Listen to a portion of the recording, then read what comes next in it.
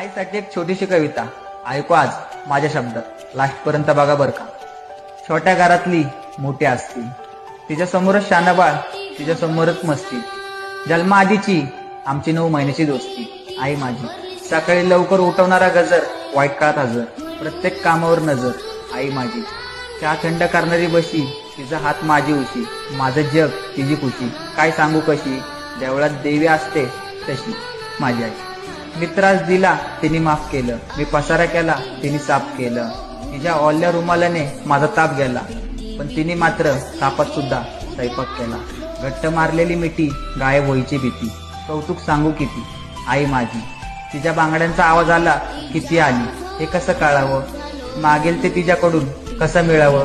तिचं सगळं आयुष्य तिने माझ्या मागे पळावं. जिंकून आलो तरी हारून आलो तरी तिने तितक्याच प्रेमाने वळवं. तुझ्या पोटी जन्म घेतला